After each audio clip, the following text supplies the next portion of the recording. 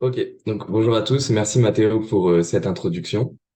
Bonjour à tous et bienvenue dans la session 1 qui va être encadrée par Loïc Montel et moi-même Adrien Bamière et qui va porter sur l'impact de l'homme et des changements globaux sur la nature.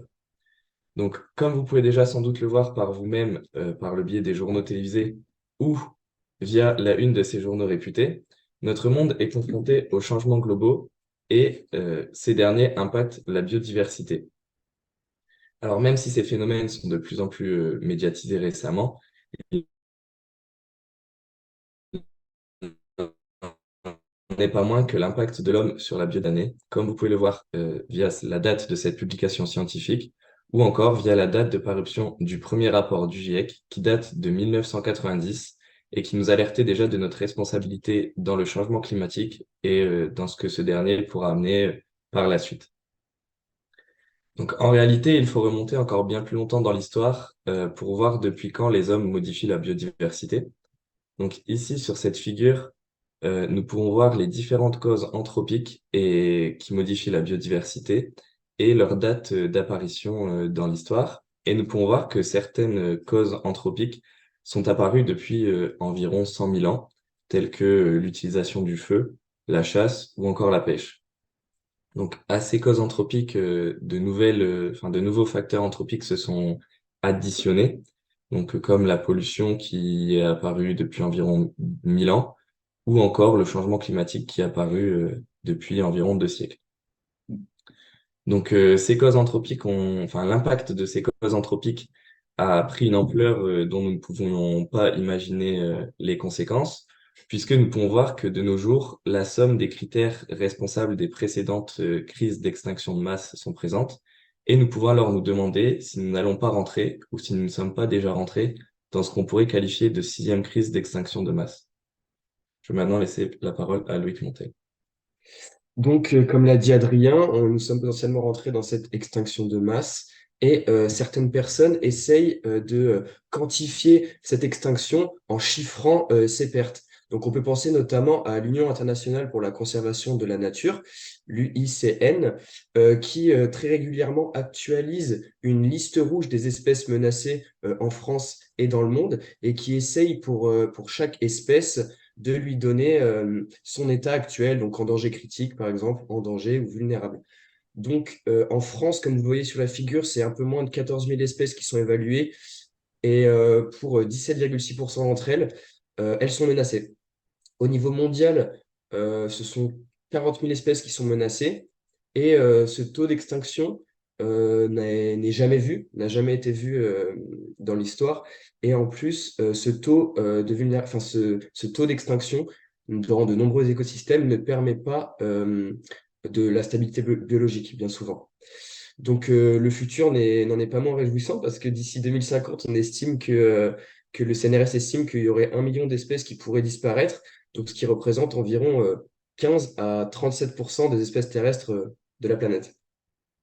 Donc pour la suite de la session 1, après cette introduction, on va passer aux présentations des intervenants. Donc tout d'abord, à 9 heures, on aura Clara Marino qui va nous parler, qui est doctorante à l'Université Paris-Saclay et qui va nous parler d'un état des lieux des invasions biologiques et de la biodiversité à l'échelle globale. Ensuite, Camille Leclerc poursuivra à 9h25 sur une présentation sur la biodiversité endémique insulaire et les changements globaux. Et enfin, à 9h50, Eugène Moret, qui est doctorant à l'Université de Lorraine, présentera la caractérisation fonctionnelle des communautés de macroinvertébrés du sol et son intérêt pour comprendre le potentiel de régulation biologique fourni par ces communautés. Ensuite, après ces présentations d'intervenants, nous aurons une petite présentation de chaque poster par les étudiants qui les ont réalisés dans la session 1. Et s'il vous intéresse, je vous invite à aller regarder les vidéos qui sont sur la chaîne YouTube du master et vous aurez le lien sur le Padlet. Madame Marino, si vous êtes prête, je peux vous laisser je peux vous laisser la main et faire Ok, votre présentation. ça marche, Déjà, pas de problème. je vous remercie beaucoup d'être présente avec nous ce matin. Avec plaisir. Bonjour à Et, tous et à toutes. oui, on a oublié de préciser, donc avec Adrien, nous sommes les animateurs de cette session. Donc à la suite de la présentation de Madame Marino, qui sera comprise entre 15 et 20 minutes, il y aura une petite séance de questions comprise entre 5 et 10 minutes. Et si vous avez des questions, n'hésitez pas à lever la main dans le chat. Il y a un petit outil sur Zoom qui permet de lever la main. Nous, on regardera les gens qui lèvent la main et on vous dira à la fin, lors du temps de parole, si vous avez une question à poser. Donc, Madame Marino, je vais enlever le partage et à vous de jouer. Ok, merci. Alors, je vais partager mon écran entier et vous me dites si jamais ça fonctionne pas, mais normalement ça devrait aller. Hop. Est-ce que vous voyez tout mon écran?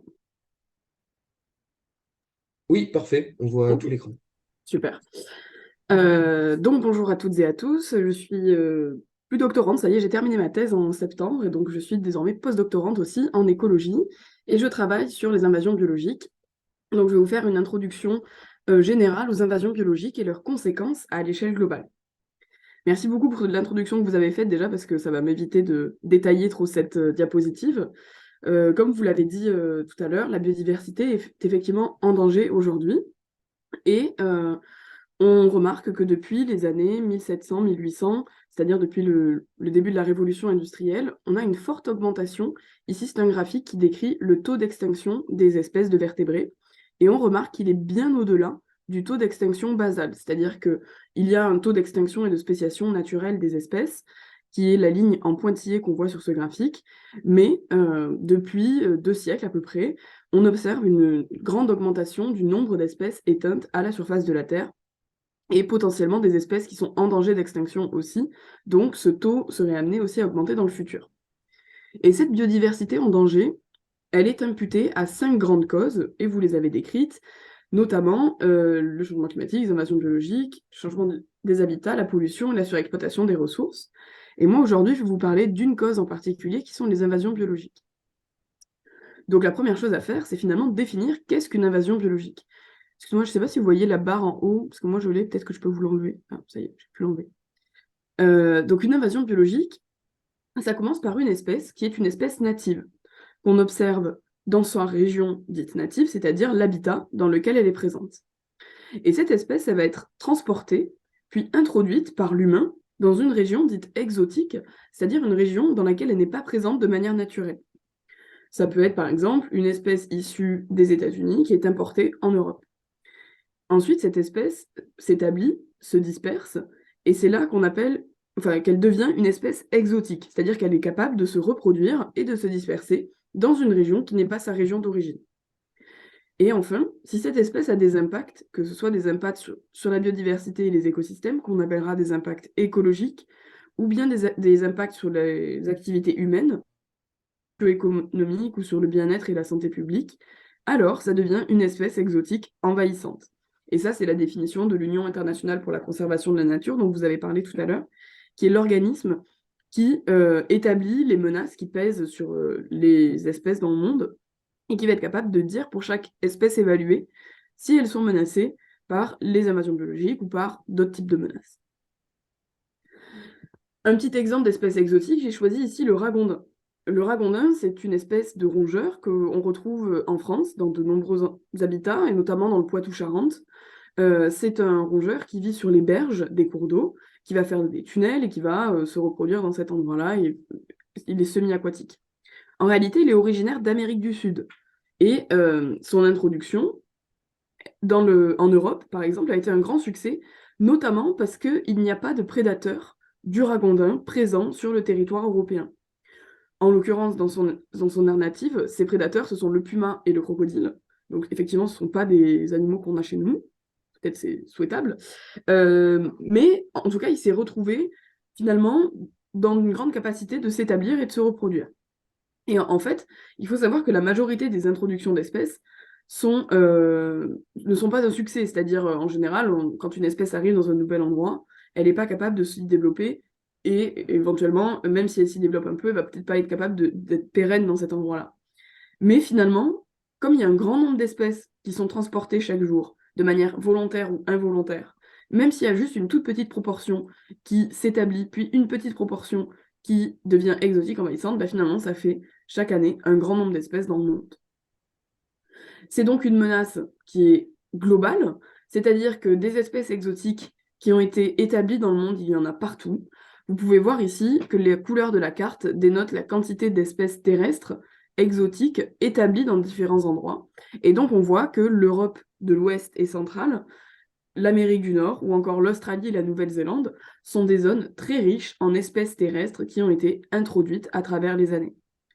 Des espèces exotiques, il y en a aussi dans le milieu marin ou aquatique. Vous pouvez voir que la mer Méditerranée, notamment, est une zone où il y a eu beaucoup d'introductions d'espèces exotiques et qui sont aujourd'hui établies. Par ailleurs, j'attire votre attention sur le petit graphique en bas à droite, sur les données manquantes. Il faut savoir qu'on ne connaît pas tout aujourd'hui sur la quantité d'espèces exotiques qui sont établies dans tous les endroits du monde.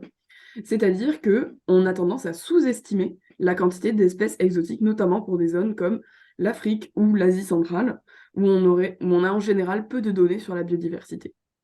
Et donc, qui sont ces espèces? En fait, ce sont des espèces de toutes formes. Il y en a des milliers. Donc là, je vous ai mis quelques espèces un petit peu connues, mais en fait, il y en a peut-être aussi des moins connues. Il y a les arbres, qui peuvent être de plein d'endroits différents. En France, par exemple, on a les acacias. Les acacias sont originaires plutôt de la région océanique, d'Australie. Et aujourd'hui, on les retrouve sur les autoroutes, les routes, on en trouve vraiment partout, dans plein de systèmes d'arbres forestiers. On va avoir des insectes. Vous connaissez le moustique tigre, on en a beaucoup entendu parler récemment parce que ça y est, il est établi dans le sud de la France. Donc, il a été transporté par l'humain, ça fait partie des espèces exotiques envahissantes, et ses impacts à lui, ça peut être notamment le transport de maladies, fait d'être vecteur de maladies pour l'humain. On a aussi d'autres invertébrés de type mollusques, comme les escargots. Je vous parlerai d'un exemple d'un escargot qui a eu vraiment des impacts colossaux à l'échelle mondiale sur la biodiversité. On va aussi avoir des organismes aquatiques comme les poissons ou les moules par exemple, et des organismes qu'on connaît un peu mieux, notamment les mammifères, comme le rat, le chat, le porc, qui sont des animaux qui ont été transportés notamment sur les îles, et on verra les conséquences tout à l'heure dans la présentation de Camille Leclerc. Et ces espèces exotiques qui sont transportées dans le monde, elles sont en perpétuelle augmentation. Ici, ces 9 graphiques sont issus du rapport de l'IPBES de 2023, qui est un rapport spécifiquement sur les espèces exotiques envahissantes et la menace qu'elles représentent sur la biodiversité. Et on remarque, donc vous avez en haut les vertébrés, au milieu les invertébrés et en bas les plantes et champignons. Et on voit que pour tous les groupes taxonomiques, depuis les années 1500, on a une augmentation du nombre d'espèces exotiques, et ce nombre subit une augmentation plus forte à partir des années 1800-1850, c'est-à-dire la révolution industrielle et la mondialisation en général. Cette augmentation, elle concerne tous les continents. Vous voyez en bas que ça concerne l'Afrique, les Amériques, l'Asie et Pacifique, et l'Europe et l'Asie centrale, et tous les groupes taxonomiques, c'est-à-dire qu'il n'y a pas un seul des 9 groupes pour lesquels on ne voit pas cette augmentation forte depuis les années 1800-1900. Et cette augmentation, elle a des conséquences. Elle a des conséquences notamment sur la biodiversité native. Donc il y a les espèces natives qui vivent dans les milieux dans lesquels les espèces exotiques sont introduites, qui peuvent subir directement la pression des espèces exotiques. Et ce même rapport de l'IPBES dénombre l'impact de 218 espèces exotiques envahissantes, qui a causé l'extinction de plus de 1200 espèces natives, l'extinction locale. Et ces espèces natives menacées, eh bien c'est pareil, ça concerne tous les groupes taxonomiques, ça concerne des vertébrés, des invertébrés, des plantes, mais aussi des microbes. Par ailleurs, ça a causé, ce rapport estime que les extinctions totales d'espèces qu'il y a eu dans les 500 dernières années à cause de l'humain, eh bien 60% de ces extinctions sont dues aux espèces exotiques envahissantes. Et quand on regarde ces extinctions, en réalité, 90% d'entre elles ont eu lieu sur les îles. Donc les systèmes insulaires sont particulièrement vulnérables à la menace des invasions biologiques, et Camille Leclerc nous en parlera tout à l'heure. Encore une illustration de l'importance de cette menace sur les îles. Ici, vous avez le nombre d'espèces éteintes à cause des invasions pour différents groupes taxonomiques. Donc la première barre sont les amphibiens, ensuite les oiseaux, les mammifères, les plantes, etc. Et les carrés en noir représentent les îles, tandis que les portions grises représentent les continents. On remarque que la plupart des extinctions, et ceci pour tous les groupes taxonomiques, a eu lieu sur les îles, à part pour les poissons finalement, où la plupart des extinctions ont lieu sur les continents. Et j'aimerais attirer votre attention sur la dernière barre, c'est les mollusques. Donc ici, on a 100% d'extinctions qui ont eu lieu sur les îles et un grand nombre d'espèces ont été éteintes à cause des espèces exotiques envahissantes. Donc la question qu'on se pose, c'est un petit peu, mais quelles sont ces espèces d'escargots et comment ça a pu arriver, cette histoire? Eh bien, c'est une histoire assez étonnante. Ça commence par l'introduction accidentelle d'un escargot. C'est le premier escargot qu'on voit sur l'image en haut à gauche, qui est l'escargot géant d'Afrique, qui a été introduit de manière involontaire dans des îles du Pacifique. Cet escargot fait plus d'une vingtaine de centimètres à l'état adulte. Là, il est à côté d'un double décimètre, mais c'est vraiment un gros escargot. Il faut voir que ça fait c'est plus grand que la taille d'une main. Et cet escargot, dans les zones où il a été introduit, a eu de gros impacts sur l'agriculture, c'est-à-dire qu'il consomme les végétaux qui étaient cultivés. Pour réagir à cela, il y avait plusieurs options. La première, c'était d'utiliser des pesticides pour aller tuer l'escargot de manière chimique. Et l'autre option, ça a été d'envisager un contrôle biologique. Donc, de relâcher des escargots carnivores qu'on a élevés dans cette optique et qui seraient capables de manger les escargots géants d'Afrique. Donc, vous voyez, l'escargot carnivore, c'est l'escargot qui est sur le petit doigt ici de l'image à droite. Et donc, on imaginait qu'il allait pouvoir consommer le grand escargot géant d'Afrique.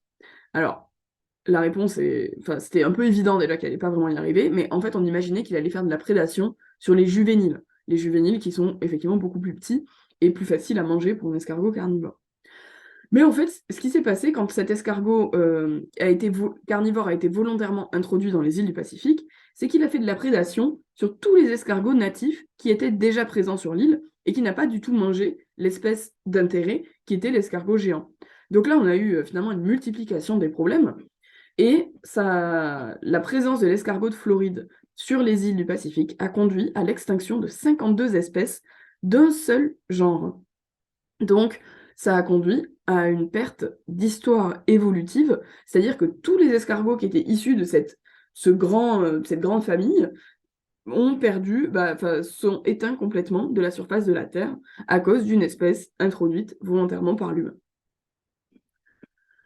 En plus, les conséquences vont bien au-delà d'un simple nombre d'espèces. Ici, je vous ai dit, c'est tant d'espèces, tant de pourcentage d'espèces éteintes et tout. C'est déjà un problème en soi, mais il faut savoir que les espèces ne sont pas neutres dans les systèmes, c'est-à-dire qu'elles ont des fonctions, des rôles qu'elles remplissent du fait de leur présence et de leurs caractéristiques. Et si on retire ces espèces des systèmes, finalement, on retire aussi les fonctions qu'elles réalisent. Et ici, je vais vous parler de l'exemple du serpent arboricole brun. C'est le serpent qu'on voit sur cette image, qui a été introduit accidentellement sur une île du Pacifique, l'île de Guam, par l'armée américaine durant la Seconde Guerre mondiale. Et ce serpent a vraiment atteint des densités de population extrêmement importantes sur l'île de Guam. Et en fait, il se nourrit de proies de type oiseau. C'est un serpent nocturne et carnivore. Et en fait, les oiseaux qui étaient présents sur l'île n'avaient jamais cohabité avec un prédateur nocturne. Et d'ailleurs, je suis même pas sûre qu'il y avait de prédateurs sur cette île. En tout cas, il n'y avait pas de prédateurs nocturnes. C'est-à-dire qu'ils n'ont pas appris qu'il fallait se protéger de ce prédateur pendant la nuit. Donc les oiseaux, ils ont été mangés un par un, ce qui a impliqué la perte complète de 10 des 12 espèces d'oiseaux qui étaient présentes sur cette île. Donc l'extinction locale, c'est-à-dire que ces oiseaux sont encore présents sur les îles autour, notamment les îles de Rota, Tinian et Saipan. Et les 2 espèces d'oiseaux restantes, parce qu'il y avait 12 espèces d'oiseaux présentes sur l'île, sont en trop petit nombre pour pouvoir vraiment réaliser les fonctions qu'elles faisaient d'habitude. Et les fonctions qu'elles faisaient notamment, c'était la dispersion des graines. C'est-à-dire que ce sont des oiseaux frugivores qui mangent les fruits des arbres et en se déplaçant vont permettre la dispersion des graines des arbres. Et donc, les scientifiques qui ont étudié ce serpent sur cette île, Rogers et ses collègues, ont montré que sur l'île de Guam, qui est l'île, donc vous avez dans ces graphiques à gauche la distance de dispersion des graines pour les îles avec oiseaux, donc les îles qui étaient à côté où le serpent n'était pas présent en orange, et pour l'île de Guam, c'est la courbe en verte. On remarque déjà que la distance de dispersion moyenne des graines de 2 espèces d'arbres qui ont été étudiées est plus faible sur l'île de Guam que sur les autres îles. C'est-à-dire que sur les autres îles, en moyenne, les graines peuvent aller plus loin que les arbres, que les courtes distances. Et quand on regarde les graphiques verdâtres sur la droite, la première colonne, ce sont les îles avec oiseaux, et la deuxième colonne, c'est l'île de Guam. Et en fait, on remarque que sur les îles avec oiseaux, la distance de dispersion, la densité de graines des arbres est beaucoup plus élevée sur de grandes distances que sur l'île de Guam, où en fait les graines des arbres restent proches des arbres sources. Et donc là, on va probablement observer un changement de la composition de la forêt, puisque les arbres ne peuvent plus disperser leurs graines loin. Ça veut dire qu'il va y avoir des espèces d'arbres uniques sur place qui ne vont pas pouvoir se disperser à travers l'habitat forestier. Et ça va avoir des conséquences écologiques et fonctionnelles dans les 50 ou 100 prochaines années, quand les arbres auront atteint leur maturité, et que la forêt ne pourra plus du tout fonctionner de la même manière qu'elle fonctionnait auparavant. Et donc, franchement, quand on est une espèce native et qu'on fait face à des espèces exotiques, on est un peu dépité. C'est-à-dire que on voit bien qu'il y a des espèces qui vont être plus vulnérables que d'autres aux invasions biologiques, et éventuellement, il y en a d'autres qui vont mieux résister. Donc finalement, la réponse des espèces natives à cette menace dépend de plusieurs facteurs, mais dépend aussi de leurs caractéristiques écologiques. Et ça, c'est ce que j'ai étudié principalement dans ma thèse. Moi, j'ai étudié le profil écologique des espèces menacées par les invasions biologiques pour essayer de comprendre quelles étaient les caractéristiques qui faisaient qu'une espèce serait plus vulnérable que d'autres à la menace des invasions biologiques à l'échelle du monde. Et donc ici, quand je parle du profil écologique, finalement, c'est l'ensemble des caractéristiques qu'on peut mesurer sur un individu. Donc ici, ce sont des exemples d'espèces d'oiseaux. On peut voir des différentes formes de bec, des différentes tailles, différentes couleurs, etc., qui peuvent rendre compte de stratégies préférentielles et des fonctions réalisées au sein des écosystèmes. En l'occurrence, la taille de bec chez les oiseaux peut informer sur le régime alimentaire et ensuite sur la capacité de dispersion des graines ou d'autres fonctions liées au régime alimentaire. Et donc, pour regarder le profil des espèces menacées par les invasions biologiques, j'ai étudié plus de 6000 espèces de vertébrés terrestres, insulaires endémiques, donc toutes les espèces qui vivent sur les îles, parce que comme je l'ai montré, les îles sont vraiment importantes en termes d'invasion biologique et de menaces. Et j'ai étudié des traits comme le nombre d'habitats, la taille du corps, le mode de reproduction de ces espèces, qui sont, donc pardon, les vertébrés, ce sont les mammifères, les oiseaux, les amphibiens et les lézards. Et j'ai utilisé la liste rouge de l'IUCN, dont vous avez parlé en introduction, pour regarder quelles étaient les espèces menacées par les invasions. Ce sont les espèces IAS-T, donc Invasive Alien Species Threatened, et les espèces associées aux invasions, mais pas nécessairement menacées dans la liste rouge de l'IUCN, ou encore les espèces menacées, mais par d'autres menaces, que ce soit les changements climatiques, la destruction des habitats ou la surexploitation des ressources. Et donc, pour chacun des groupes taxonomiques, les oiseaux, les mammifères, les reptiles et les amphibiens, j'ai regardé quelle était, pour chacun des traits, la modalité de trait dominante dans le groupe des espèces menacées par les invasions, et les modalités qui seraient surreprésentées par rapport à tous les vertébrés terrestres insulaires endémiques, pour avoir une idée de qu'est-ce qui caractérise une espèce vulnérable aux invasions biologiques. Ce que j'ai pu observer, donc ça ici, c'est un petit peu la carte d'identité des espèces menacées par les invasions biologiques, mais je vous propose de se concentrer uniquement sur le groupe des amphibiens. Et donc, ce sont les silhouettes de grenouilles qu'on voit apparaître en noir sur ce graphique. Et ce qu'on a vu, c'est que les amphibiens menacés par les espèces exotiques envahissantes ont les caractéristiques suivantes. Ils sont globalement dans 2 habitats distincts. Ils sont de grande taille large. Ils ont un mode de reproduction dit larvaire et ils vont faire des fourragements, donc ils vont se nourrir dans de multiples strates d'habitat. Et si on regarde les caractéristiques qui sont surreprésentées parmi les espèces menacées par les invasions biologiques, comparées à toutes les espèces d'amphibiens insulaires, eh bien, ce sont toutes les caractéristiques qui apparaissent entourées. Donc, on remarque que les amphibiens insulaires menacés par les invasions biologiques ont tendance à être plus dans 2 habitats que les amphibiens insulaires en général. En revanche, ils ne sont pas plus larges, cette caractéristique n'est pas entourée, mais ils ont aussi un mode de reproduction qui est plus larvaire que les amphibiens en général, et la niche de fourragement de type multiple est plus représentée chez les espèces menacées par les invasions biologiques. Et la question, c'est un petit peu de savoir, est-ce que ces traits sont propres au fait d'être une espèce menacée, ou bien est-ce qu'ils sont liés au fait d'être menacés par les invasions? Et donc là, vous avez sur ce graphique, en abscisse, les caractéristiques qui sont surreprésentées à droite ou surreprésentées à gauche chez les espèces menacées par les invasions biologiques, et en ordonnée, les caractéristiques qui sont surreprésentées en haut ou sous-représentées en bas chez les espèces qui sont menacées par d'autres menaces. Et donc on voit qu'en fait la caractéristique d'habitats, de deux habitats ou le niche de fourragement de type multiple sont présentes à la fois chez les espèces menacées par les invasions biologiques et chez les espèces menacées par d'autres menaces. Donc ça, ce sont des caractéristiques propres au fait d'être une espèce menacée.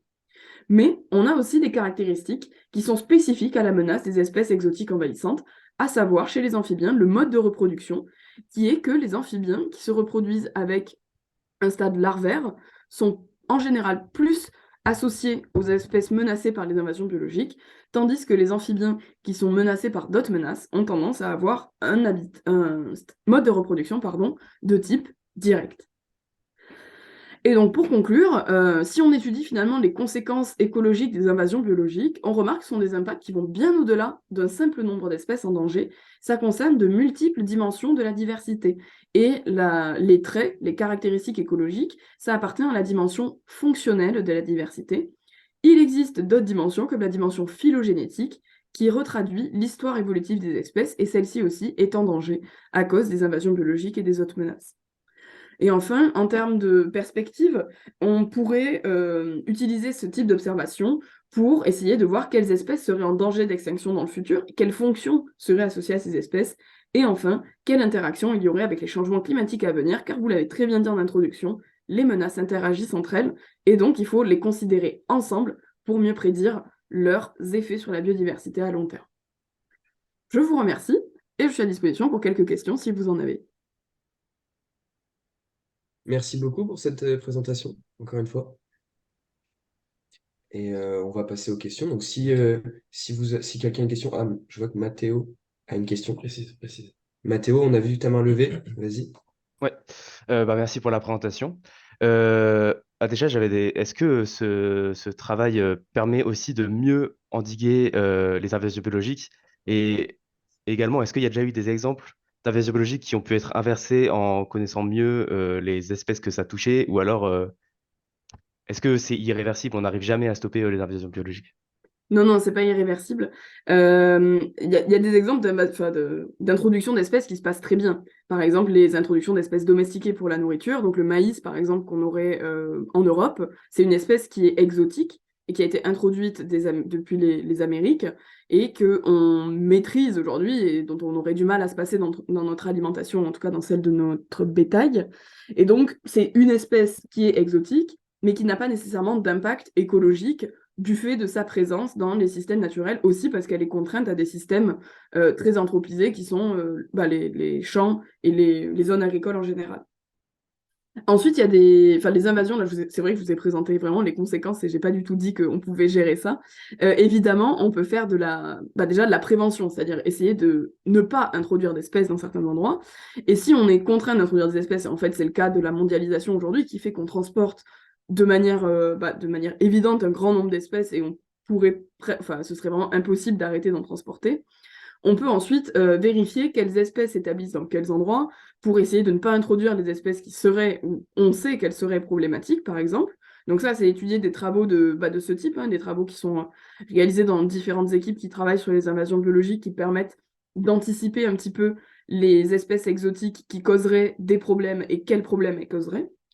Et enfin, si les espèces sont déjà introduites et qu'on a des impacts évidents sur la diversité, notamment dans les îles, on peut mettre en place des mesures de contrôle des espèces exotiques présentes.